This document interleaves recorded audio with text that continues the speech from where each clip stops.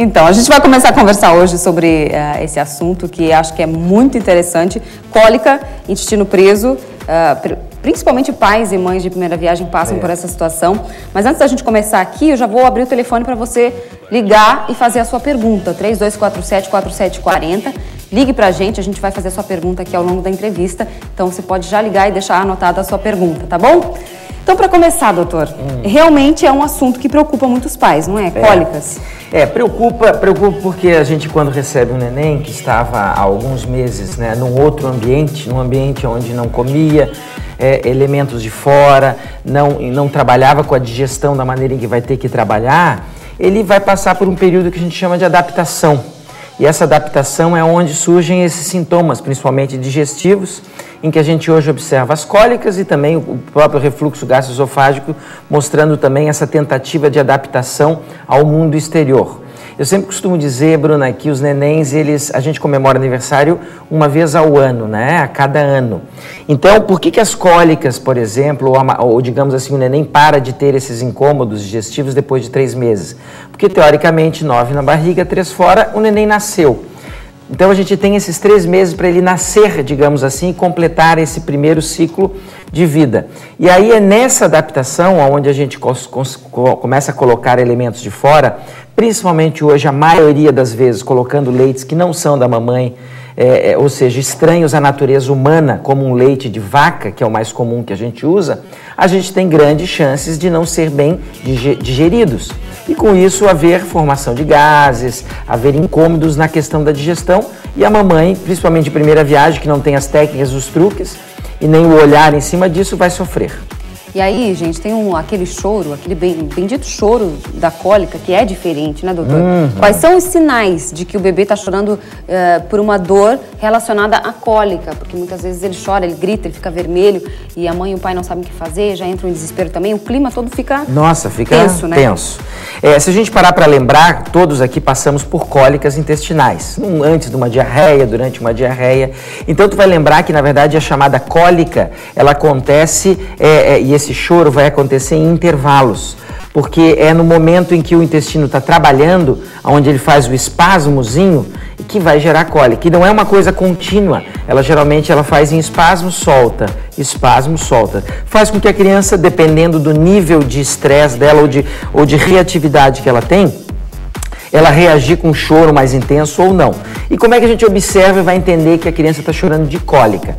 Então, como a gente falou, nos primeiros 3 meses é quando elas surgem mais, principalmente se não está usando o leite da mamãe. Se está usando o leite da mamãe, a mamãe tem que prestar atenção porque muitos colegas falam que não influencia a alimentação de fora, mas eu já vivi com os meus filhos e tenho 20 anos aí de observação. A comida que a mamãe come, com certeza mal digerida e mal processada por ela, principalmente com o intestino dela preso, onde aquele lixo fica dentro dela muito tempo e as toxinas entram no sangue, são absorvidas, vai fazer com que a criança tenha mais cólicas e o leite venha ou amargo, ou azedo, ou mais ácido. Então é importante cuidar da dieta. Nós temos alimentos que facilitam ou pioram. E como é que a gente vê que essa criança está chorando de cólica? Eu acho que essa é a grande pergunta, né? Como é que a gente diferencia? Além desse choro que vai ter momentos de intensidade, reclusão, aí a criança tenta suspirando a se acalmar, depois volta a ter intensos, e é muito importante que o bebê, você vai observar o bebê mexendo as perninhas. Por quê? Porque ele não consegue ainda botar a mão na barriga, ele não consegue se dobrar, então ele vai tracionar muito as pernas. Junto com essa tração, geralmente a cólica saem gases, é promovido gases, porque geralmente é uma fermentação, é um dos tipos de processos que podem gerar gases. Por isso que a gente usa os remedinhos para liberarem esses gases mais rápidos. E aí a criança sofre menos. Então você vai notar, chorou em espaços intercalados, espremeu, mexeu as perninhas, soltou um pum, acalmou, então geralmente, provavelmente o processo está na barriga. O que a gente tem que diferenciar, porque é muito comum, Bruna, hoje a criança chorar de azia do refluxo e a gente achar que é cólica. Então isso só um pediatra vai ter um olhar sobre isso, porque para mamãe refluxo tem que vomitar, mas para pediatra não precisa vomitar não. Então a gente sabe disso e é importante estar sempre acompanhando com o pediatra. Inclusive é por isso que às vezes leva tanto tempo para diagnosticar quando é refluxo ou não. Então, nesses primeiros 3 meses, às vezes é uma bagunça, a criança não vomita e você tem, na verdade, você tem os horários. Por exemplo, a cólica normalmente é no final do dia, ela não acontece na madrugada. Se a mamãe comeu alguma coisa, está amamentando, comeu uma coisa, um abacaxi lanche, comeu alguma coisa muito diferente, um tempero, logo naquele dia e no outro a criança está chorando, provavelmente foi da alimentação e do tempero, ou seja, da cólica realmente que intensificou-se, e a mamãe aí entra nesse desespero. E aí, para solucionar essa situação, né, diminuir o desespero dos pais e a dor do bebê, existem alguns medicamentos e também tem aquela coisa de massagem. Como é que funciona isso? Fazer uma massagem adianta? Não adianta fazer movimento com as perninhas do bebê, doutor? Então, tudo isso é importante. Quando eu tenho um órgão que ainda não está maduro, quando alguma coisa na natureza não está madura, geralmente o calor ele serve para amadurecer. Então é a fruta no pomar, é o bolo no forno que precisa do calor para crescer e se desenvolver, e os órgãos como o intestino, por exemplo, e a digestão, elas melhoram muito quando a gente aquece esse estômago. Por isso que a bisavó usava muito, trabalhar até com aquela faixinha. Não sei se tu chegou já a perceber, algumas mães contando, que não é interessante usar em bebês porque eles usam a barriga para respirar. A gente tem que usar, se for usar uma faixinha, na verdade nunca amarrar essa faixinha, porque a barriga, nós vamos crescendo e Era aquela ideia para o umbiguinho, né? Também do umbiguinho também, mas ela ajuda no aquecimento da barriga, então entendi. Ajuda na cólica. É muito importante que as mamães percebam isso e não segurem essa barriga. Então o calor, a bolsa de água quente, a posição de bruço virada na mão, em cima de uma bolsa de água quente, vai ajudar em muito a esses gases e essa cólica passar mais rápido.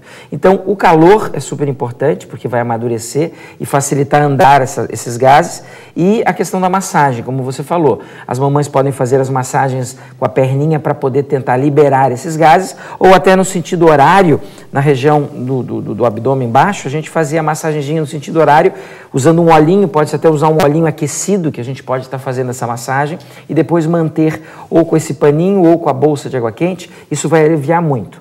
Mas uma coisa importante é sempre perceber o seguinte: a criança continua com muita cólica, então alguma coisa está errada. Hoje, cada vez mais, Bruna, a gente está vendo má digestão e incompatibilidade das crianças ao leite de vaca, à proteína do leite de vaca, ao açúcar do leite de vaca, e é onde, digamos assim, é o leite que a gente usa mais depois do leite da mamãe. E muito também com o abuso da mamãe, hoje não respeitar, às vezes, infelizmente a gente não, hoje, digamos assim, as mamães, não é que são mais fracas, mas elas são muito mais sensíveis do que eram há 20, 30, 40 anos atrás. Então elas cedem, né? Elas cedem na dieta, elas cedem na saída muito cedo de casa, e tudo isso com certeza não é interessante para o bebê. Agora, você falou, doutor, a questão de o quanto tempo, né, se dura muito tempo aí a cólica. Qual que é essa medida de se continua a cólica? Porque tem bebês que têm, nos primeiros 3 meses, muita cólica. O que é continuar a cólica? É ter todo dia, enfim? Então, a cólica é o seguinte, a cólica, ela teoricamente, ela não deveria passar dos 3 meses. Se está passando dos 3 meses, já amadureceu o aparelho digestivo, então alguma coisa tem aí.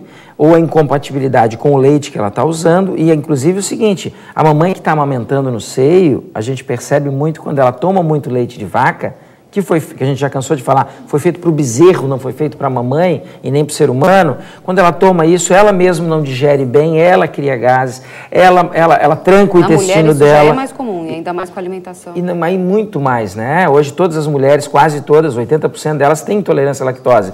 Então, assim, não deveriam estar mamando mais no leite da vaca, né? Ainda existe o mito do cálcio, onde acha que no leite de vaca vai ter o melhor cálcio. Eu vou dizer para vocês, o pior cálcio, aquele que não é de fácil absorção, está no leite da vaca.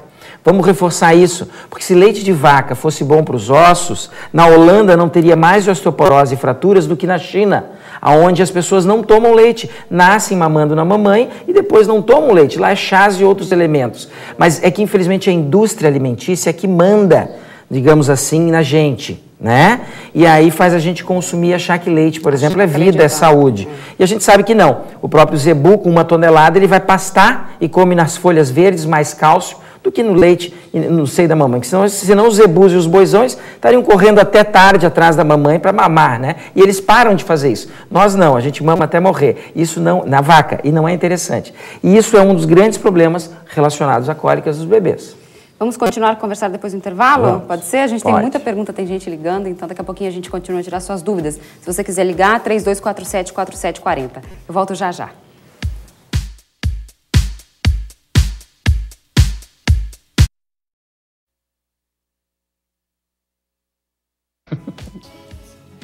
Estamos de volta com o quadro Pais e Filhos aqui no Ver Mais e agora a gente vai fazer algumas perguntas do pessoal de casa para o doutor Juarez responder.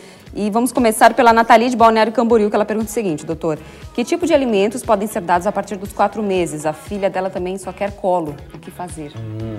Então, olha, bem interessante. O neném que está mamando no peito, Bruna, até o 6º mês não precisa de mais nada, não precisa de água, não precisa de nada.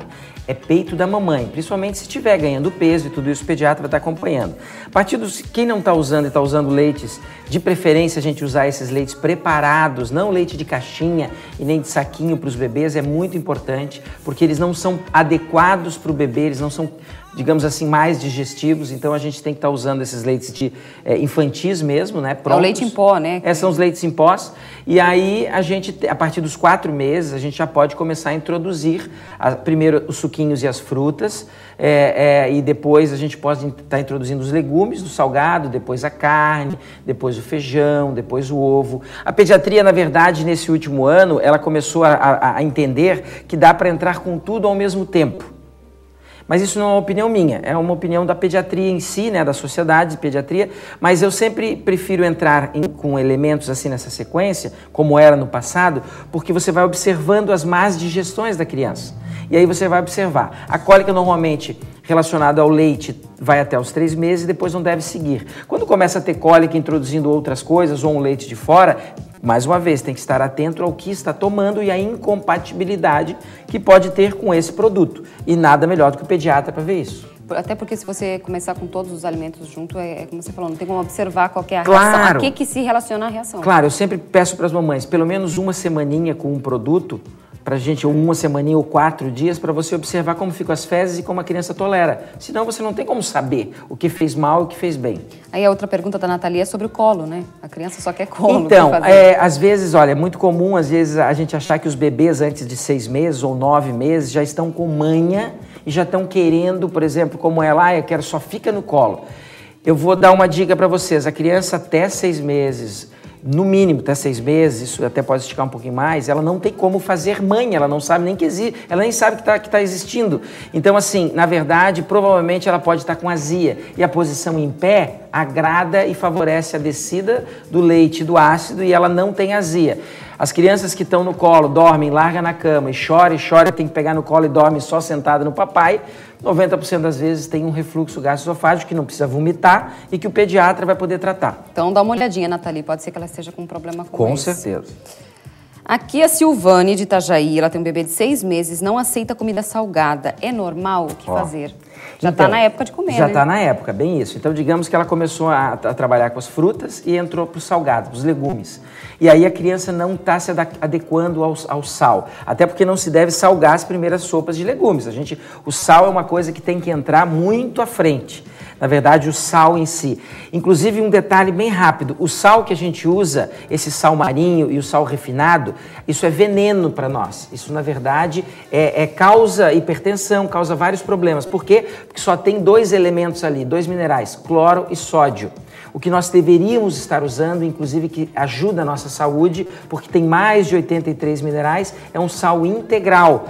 Infelizmente, nós só temos no Himalaia um sal desse e em Mossoró, lá em cima, em Natal. E é difícil, é caro, pode comprar pela internet, mas uma opção eu trago para os pais para manter saúde em casa, sal grosso, batido no liquidificador, moído, deve ser usado, porque ali pelo menos 43 minerais tem. Ou seja, aquilo é remédio, diferente do sal refinado. Então o pessoal usa o sal marinho, isso é maravilhoso, porque é marinho. Não, lá, tudo que for refinado é veneno para o corpo. Nós estamos adoecendo, por quê? Porque as farinhas estão refinadas, açúcar está refinado, sal está refinado. Por quê? Para ficar branquinho, lindo, maravilhoso e ser comprado pelos olhos na prateleira. E não é o ideal. Então, batam o sal, comprem sal grosso, moam, que vocês vão ter ali mais de 40 minerais e vai ser, inclusive, antihipertensivo esse sal. Nossa, eu não sabia disso, doutor. Então, outra dica. Então, sexto mês, começou a botar o legumes, que já é salgado, e a criança não tolerou. O que ela pode fazer? Ela tira um leitinho dela e mistura nessa sopa. Aí, ela vai fazer a transição do gosto do seio para o sal, que também era salgado no início, o seio, mas que depois ficou adocicado. Então ela pode usar sempre nesse pratinho um pouco do leite misturado E aí a criança vai se adaptando. À medida que vai passando, vai tirando o leite e deixando os legumes. E aí eu queria só lembrar uma coisa, a questão de salgar a comida da criança, além de fazer mal, é um momento que você já vai adaptar o paladar, né? Claro. Habituar o paladar a algumas coisas. O sal é uma coisa que a gente sente falta, o bebê não tem isso ainda. Não, isso... Ali é um momento de já... Com certeza, ali tanto o sal quanto o açúcar. Tu vê que tem estudos, Bruna, que as mamães param de comer açúcar, param mesmo, estudos. Aquelas pessoas mais vegetarianas, que têm toda uma filosofia, param de comer açúcar na gravidez. A criança, quando entra em contato com açúcar depois que nasce, ela faz careta e diz, ui, isso aqui é ruim. Olha só que interessante. Então a educação do paladar começa lá na barriga. Então se a mãe puder trabalhar com menos sal, menos açúcar, mais saúde para a criança. Porque o sal, o açúcar, infelizmente, ele também mata a gente. O açúcar, ele acidifica a gente, ele deixa a gente num estado em que a gente adoece muito mais fácil. Criança que come muito doce e hoje, vovó, vou dar uma balinha, sempre tem um chocolate guardado, muita atenção. Toda vez que ele come a balinha e come o chocolate, ele está se desmineralizando, ele perde minerais. Então, assim, se a gente quer agradar o filho, vamos agradar com consciência, ou o neto, né? Vamos agradar com elementos. Hoje você tem integrais, biscoitos e até doces, digamos, mais saudáveis, como uma balinha de mel, por exemplo. E até facilitar para não ter que privar a criança depois, né? Claro. É mais fácil que você adapte o paladar para que depois tudo não passe adaptando-se por um sofrimento de ter que se poupar de comer as coisas que gosta. Aí a gente tem aqui uma pergunta da Luciana de Itajaí. O bebê de 5 meses está com o intestino preso, fica até 3 dias sem defecar. O que fazer? Essa situação do intestino preso eu já queria também puxar junto por questão da cólica, né, doutor? Isso. 5 meses, 3 dias ele fica sem Então, o neném, quando nasce, principalmente no primeiro mês, ele pode ficar até 4 dias sem fazer cocô. E isso não é anormal. É porque ele justamente está aprendendo a digerir as coisas. À medida que ele vai passando esses 3 meses, que ele nasce e amadurece, aí sim ele deve ter um ritmo de 2 a 3 vezes, bebês inclusive mais vezes, até 3, 4 vezes ao dia. Tem bebê que mama e já faz o cocô, e tem bebê que pode ficar 1, 2 ou 3. Passou de 3 dias e isso está frequente, alguma coisa está acontecendo na dieta dele. E daí tem que ver a dieta. Na verdade, assim, a gente tem aquela ideia, estou com o intestino preso, vou usar um laxante, ou vou usar supositório. Isso, na verdade, é remédio.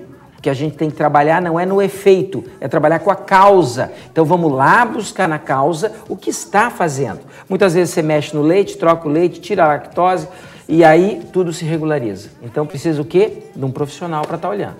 Certo. A Simone de Itajaí tem um bebê de 7 meses. E ele, 7 meses, gente, ele continuou com muita cólica, desde os primeiros meses não ameniza, é aquela situação, né, não parou. Mas aí eu vou te dizer assim, provavelmente 2 questões, ou realmente ele não se adaptou com o leite, e provavelmente não foi testado alguns leites sem a lactose, com a proteína mais quebrada, ou tirar esse leite de vaca e usar um leite de cabra, por exemplo, e não se observou a digestibilidade dele, ou inclusive aquilo que a gente falou no início. É muito comum a gente achar que a criança está com cólica e ela está com azia. E aí, então, tem que levar no médico para observar. E aí, tem que levar no médico para observar, tem sintomas de refluxo. A Juliette de Itajaí tem um bebê de 2 meses, ele toma medicamento de 6 em 6 horas para cólica e para refluxo também, e ele não consegue dormir. Qual que é a idade?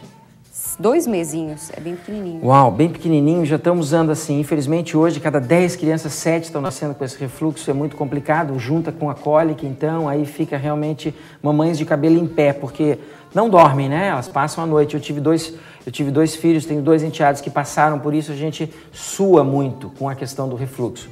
E na verdade, tem que estar acompanhando com o pediatra para ver alguns nuances de cada criança. Então, tem que, de repente, trabalhar com a mudança do leite, tem que adequar outros medicamentos. Então, assim, eu não posso receitar as coisas assim no ar, mas deve-se procurar um profissional, porque tem que adaptar ou o leite ou os remédios aí para poder a criança estar bem. E condutas, né? Por exemplo, uma criança com refluxo nunca deve estar amamentando deitada. Ela sempre tem que estar de pernas abertinhas. Sentadinha. Sentadinha, em pé. Ela não deve deitar depois para trocar, ela tem que estar em 2 travesseiros. Ela vai dormir, um bebê antes de 6 meses, é um bebê conforto, que para nós é desconfortável, mas para o bebê é confortável e para quem tem refluxo é a saída. Né? Uma dica para ela é o seguinte, como é que eu diferencio quando é cólica e refluxo? Botou no carro, no bebê conforto e passeou na quadra e ele dormiu e não queria dormir, provavelmente é refluxo. Chacoalhou, esvaziou, melhorou e está em pé. né? Se for dor, ele não vai parar. Meu pai me contava que eu cansava, porque eu tenho refluxo, que eu cansava de dormir, assim, ter que fazer ele dar voltas na quadra para poder dormir. Olha só onde chega. Acontece, né? Em muitos lugares. Hoje ainda acontece. Aí antes a gente, no bloco anterior, nós comentamos a respeito do chá. Sim. E eu queria saber até que ponto que o chá é interessante ou não e em que idade, né, que pode começar com o chá. E com a água por si só também. Ótimo. Então, quando está no peito até 6 meses não precisa nada, nem o chá. Mas quando começa com outro leite artificial, geralmente ele é mais, digamos assim, doce, ele é mais cheio de elementos salinos, por exemplo, aí você vai precisar suplementar e usar muito sal. O que os pais têm que atentar com relação aos chás? Só depois de 2 meses de idade. Bruna, antes de 2 meses de idade, eu adoro as receitas da vovó, adoro e passam vários para as mamães. Só que antes dos 2 meses de idade, a criança ainda não está madura, ela não tem... Sabe onde é que nasce a nossa imunidade? Não. Nasce aqui, ó, no intestino. Por isso que é tão importante hoje, estão jogando nos leitinhos os probióticos, os prebióticos, que são, né, que tem nos leites fermentados. Quase. Nos leites fermentados, e aí faz com que a flora se restabeleça, porque nós temos bichos bons e ruins. Os bons nos ajudam. Então, a imunidade nasce aqui, por isso que a digestão tem que ser boa, para a imunidade da criança ser boa. Então, as crianças têm que estar atentas a isso, e antes de 2 meses, quando eu jogo um chá, às vezes eu não preparo bem aquele chá e entram ingredientes estranhos demais. E aí podem gerar, inclusive, cólicas e podem causar problemas. Mas aí, digamos que passou dos 2 meses, o que é interessante? Chás digestivos. Camomila, boldo, erva doce, carqueja, são os mais, digamos assim, toleráveis por eles. Ah, boldo e camomila não é? Aí eu misturo com erva doce. Aí vai ficar doce, eu não preciso nem eu adoçar. Eu misturo com chá de erva doce. Evitar o máximo possível. Evitar o máximo possível, porque fermenta também o açúcar. Fazer um chazinho mais suave, doutor? Sempre um chazinho muito mais suave do que a gente. E assim, não passar de muito volume, para que a criança não perca a sede para mamar depois. Então, os bebês pequenininhos, 10, 20, 30 ml, à medida que vai crescendo, né? E depois, quando está maiorzinho, podemos, no lugar de uma água, usar um chá. Podemos. Só que sempre respeitando essa questão da idade e do preparo desse chá. Como a gente estava falando do leite fermentado, eu quero já perguntar a partir de que idade a criança pode começar a tomar e qual que é a frequência? O leite fermentado, o ideal é que seja no mínimo depois de 1 ano, não deve ser usado antes. Os probióticos, os prebióticos, a gente pode suplementar eles no caminho. Digamos que uma criança... Outro detalhe bem importante, falando de ambiente intestinal. Toda vez, isso não são todos os colegas que pensam assim e agem assim. Toda vez que você, mamãe, receber uma receita com antibiótico, na hora você pensa, vai matar os bons e os ruins bichos dentro de mim. Eu vou ter que refazer essa flora intestinal. Então, tomou um antibiótico, toma um repositor de flora intestinal, porque senão tem crianças que saem de um antibiótico e entram outro. Por quê? Porque acabou com a saúde e a imunidade que nasce aqui. Muito bom. Doutor, obrigada pela nossa conversa. Acho que deu pra gente tirar bastante dúvidas hoje. Que bom. E nós temos o site, quem quiser tirar mais dúvidas, temos no juarezfurtado.com, onde a gente pode estar conversando no chat ou pode estar lendo matéria sobre isso. O site está na tela, então se você quiser acessar ou mandar e-mail, aí você pode tirar mais dúvidas com o doutor. Muito obrigada e até a próxima. Até a próxima. Olha, gente, agora, antes da gente ir para o intervalo, você vai acompanhar mais um depoimento